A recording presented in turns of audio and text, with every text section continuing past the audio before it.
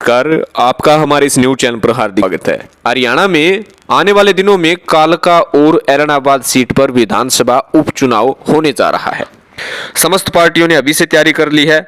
आपको हम कालका व ऐलनाबाद सीट का सियासी गणित बताएंगे और इसके साथ साथ आपको ये भी बताएंगे कि अब की बार किस पार्टी से कौन सा प्रत्याशी होगा। ध्यान से देखिएगा, चैनल को जरूर सब्सक्राइब कीजिएगा। आपको बता दें कि किसान आंदोलन के कारण भारतीय जनता पार्टी हरियाणा में बैकफुट पर है। बड़ौदा सीट भी भाजपा हार चुकी है। नगर निगम के चुनाव हुए थे, उसमें भी उन्हें मात खानी पड़ी।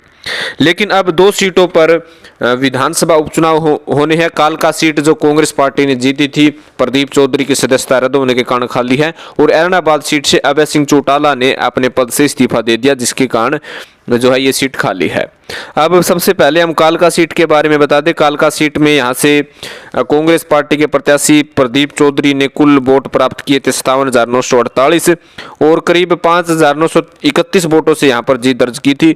वही भाजपा की जो है लतिका शर्मा, जो 2014 में चुनाव यहाँ से जीता था, उन्होंने 52,017 वोट प्राप्त किए। और जेजेपी पार्टी जो वर्तमान में भाजपा और जसपा का गठबंधन है, उन्होंने किरण चौधरी जो थी जेजेपी पार्टी की प्रत्याशी 7,739 वोट प्राप्त किए। वहीं आईएनएलडी के प्रत्याशी को 4,963 वोट प्राप्त किए और बीएसपी को 2,573 वोट प्राप्त किए।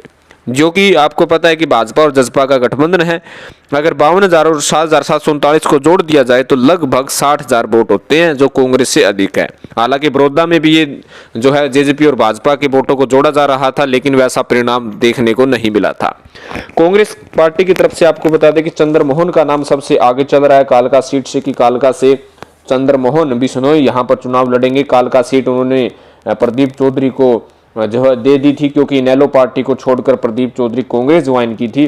और इनेलो पार्टी की तरफ से हमेशा से ही प्रदीप चौधरी चुनाव लड़ते आ रहे थे कालका से। उन्हें हार का सामना बार बार होना पड़ रहा था, जिसके कारण प्रदीप चौधरी कांग्रेस में जाकर यहां से मतदान जीता था। तो अब कांग्रेस से चंद्रमोहन का नाम सबसे आगे है और भाजपा से लतिका शर्मा को ही चुनाव लड़ाया जा सकता है, क्योंकि पूर्व में कह सकते हैं कि पूर्व में ये विधायक रह चुकी है। और इसके साथ साथ जो भाजपा हाईकमान के साथ सीधा संपर्क लतिका शर्मा का है, इसलिए उनकी टिकट फिक्स भाजपा से मानी जा रही है। भाजपा और जेजेपी से साझा उम्मीदवार बनाया जा सकता है। और आईएनएलडी फिर से अपने लोकल उम्मीदवार को कालका से उतारेगी। आईएनएलडी ऐलनाबाद पर विशेष तौर पर फोकस करेगी। हालांकि कालका में लोकल उम्मीदवार को उतार कर ये जरूर मैसेज पहुंचाना चाहेगी कि इनेलो में निचले जो है कार्यकर्ता जिसे माना जाता है, उन्हीं को भी जो है इनेलो पार्टी दांव पर लगा सकती है। तो ये है सियासी गणित। कहीं ना कहीं कांग्रेस पार्टी मजबूती के साथ दिख रही है, क्योंकि किसान आंदोलन के कारण जो भाजपा का फीडबैक और जेजेपी का फीडबैक कमजोर हुआ है, लेकिन भाजपा और जसपा का गठबंधन जो है, इन गठबंधन पार्टी के लिए मजबूती का असर जरूर बन रहा है। अब बात करते हैं सीट की। ऐलनाबाद सीट से हमेशा से ही चौटाला का गढ़ माना जा रहा है और अभय सिंह चौटाला ने इस सीट पर इस्तीफा दिया है और बड़े बड़े नेताओं को जो है चैलेंज भी दिया है कि दम हो तो ऐलनाबाद सीट पर आकर चुनाव उनके सामने लड़े। आपको ये बता दें कि अभय सिंह चौटाला का फिर से यहाँ पर दमखम है, फिर से वही चुनाव लड़ेंगे।